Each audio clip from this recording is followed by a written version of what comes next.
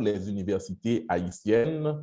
Juste avant de vous permettre de poser vos questions au docteur Latortue, qui se fera un plaisir de vous y répondre, eh bien, moi-même, j'ai retenu essentiellement de la présentation du docteur Latortue qu'un pays qui n'investit pas suffisamment dans la formation universitaire n'a pas de sérieuses aspirations au développement économique. Dixit, le docteur Paul Latortue. Docteur Paul Latortue, bonjour et bienvenue à cette session de questions-réponses autour de votre présentation. Bonjour, je suis là et j'attends vos questions.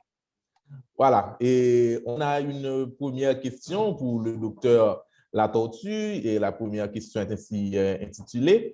Selon vous, vu la situation en Haïti, quel serait le système de financement pour les universités? Donc, ça, c'est une première question. Et il y a également une deuxième question. Que pensez-vous qu'il serait nécessaire d'implémenter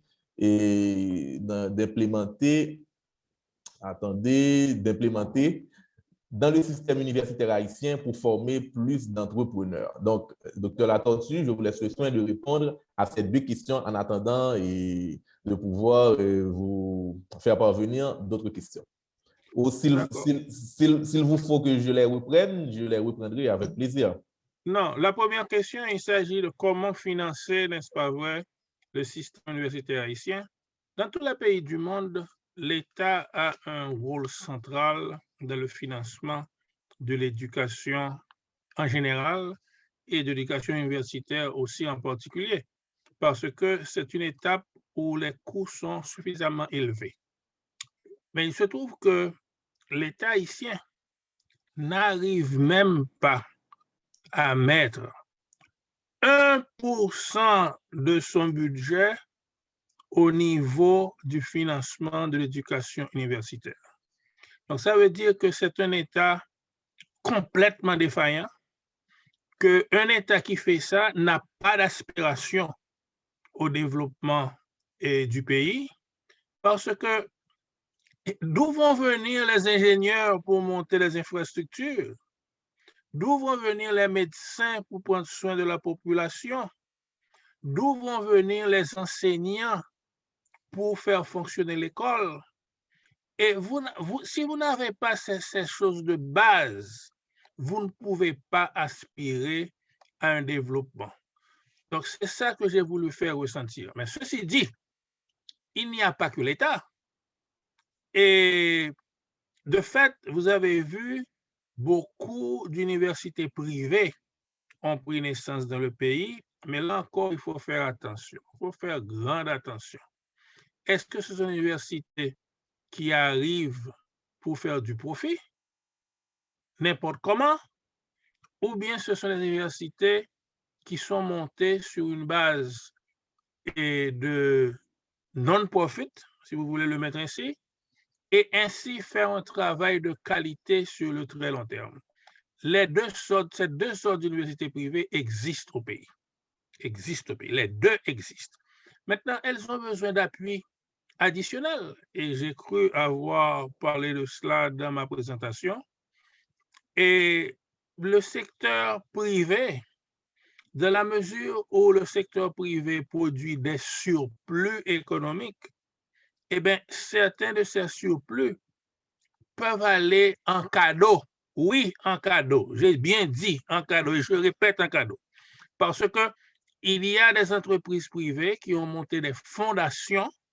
Les fondations, ce sont des organisations légalement constituées à but non lucratif où ces entreprises mettent à la disposition de la société et une partie de leur surplus économique, donc de leur profit, pour pouvoir donner des choses à la société.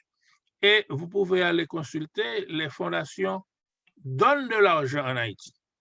Et personnellement, je peux vous dire que le MBA, la maîtrise en administration d'entreprise que nous avons monté avec l'Université Notre-Dame, on aurait beaucoup plus de difficultés de monter ce programme sans l'apport de certaines fondations au pays. Donc, ces choses-là peuvent se faire. La question, c'est de mettre comme certaines priorités, de revoir, n'est-ce pas vrai, les priorités des fondations et se demander si l'État ne fait pas suffisamment certaines choses, est-ce qu'il ne conviendrait pas à ces fondations d'appuyer plus fondamentalement l'éducation universitaire? Et moi, je dis que ce serait une bonne idée. Mais il n'y a pas que ça. La société en général, les gens, les personnes peuvent appuyer. C'est dans ce sens-là que j'ai mentionné la stratégie GoFunding et qui existe, où les gens donnent un peu d'argent. Il y a des gens qui ne donnent qu'un dollar, il y a d'autres qui donnent $10, il y a d'autres qui donnent $30, il y a d'autres qui donnent $1000, il y a d'autres qui donnent $1 million. Donc, c'est pour appuyer, n'est-ce pas vrai, les choses qui font défaut dans une société et que la société en général pense que c'est louable et qu'on puisse le faire. Je pense que la diaspora haïtienne accepterait de répondre favorablement à une telle initiative si cette initiative se trouve entre les mains de gens sérieux, d'institutions sérieuses, et c'est quelque chose auquel il faut sérieusement penser pour trouver le financement nécessaire. Le financement nécessaire pour faire quoi? Premièrement, pour donner des bourses aux étudiants, n'est-ce pas vrai, et qui valent la peine, pour monter les infrastructures, pour monter des bibliothèques, pour avoir des professeurs à plein temps. Nos universités, très souvent, n'ont que des professeurs à temps partiel. C'est largement insuffisant. Il faut des gens qui mettent leur temps entier pour assister au développement de cette jeunesse, pour que cette jeunesse puisse monter quelque chose de plus potable pour la majorité du pays à l'avenir. Ça, c'est la première question. La seconde question, et vous savez, il y a des gens qui disent qu'on est entrepreneur. C'est possible. Mais aussi, je sais aussi qu'on peut recevoir une formation qui donne la mentalité et le sentiment de leadership qu'il faut pour devenir un entrepreneur.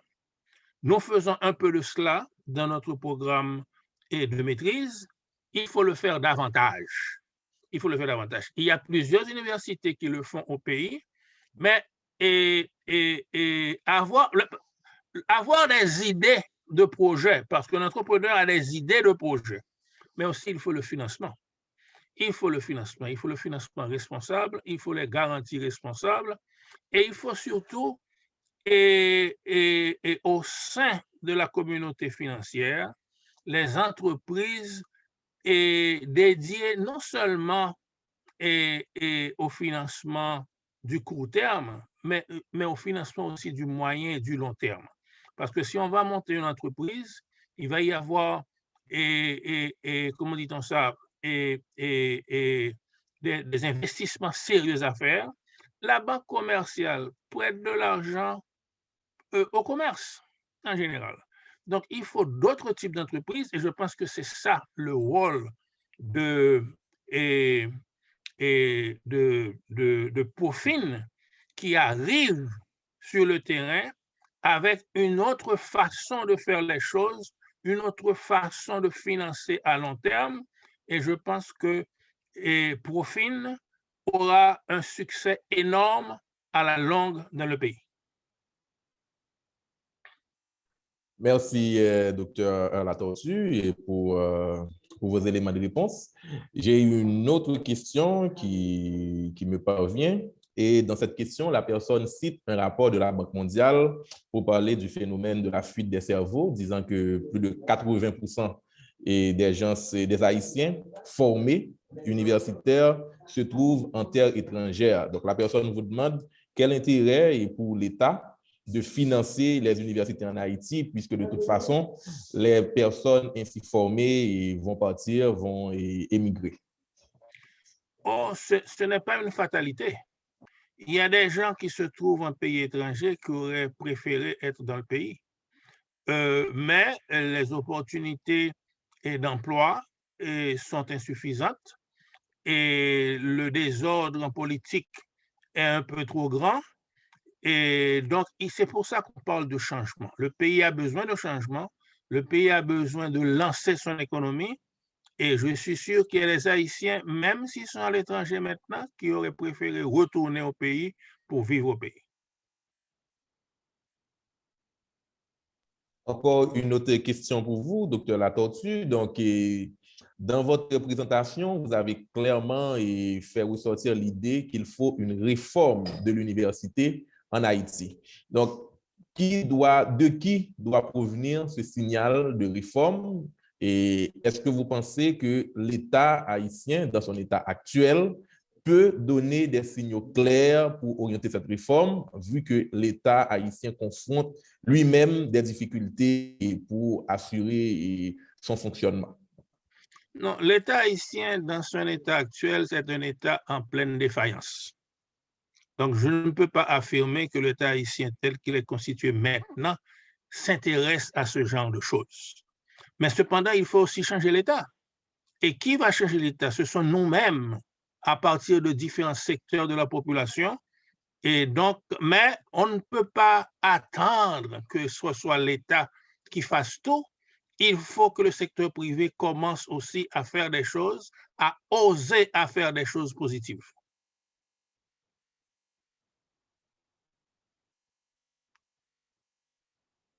Une autre question pour vous, docteur Latortue, et la question arrive à profusion. Cette personne-là parle du cursus universitaire qui est un peu décalé de la réalité. Donc, comment faire pour harmoniser l'université avec la formation universitaire et la réalité haïtienne? Ceci se fait à travers des recherches que font les professeurs sur des sujets éminemment nationaux et régionaux et sur le pays pour pouvoir augmenter le contenu local dans et le cursus qu'on prévoit pour la formation de l'universitaire. Voilà, merci beaucoup, docteur Latortue. Je rappelle que vous avez animé cette présentation dans le cadre de la 11e édition du Sommet international de la finance organisé par le groupe Croissance, le groupe Profin et ses partenaires. Et l'intitulé de votre présentation était « Former du capital humain pour le développement, quel rôle pour les universités haïtiennes ». Donc, merci à vous tous qui nous avez suivis et je vous rappelle que la programmation continue et vous pouvez toujours nous suivre, suivre Profin TV à travers notre site web www.profin.tv et à partir des réseaux sociaux, YouTube, Facebook. Donc, nous vous donnons rendez-vous pour la suite de la programmation. Merci. C'est à moi de vous remercier.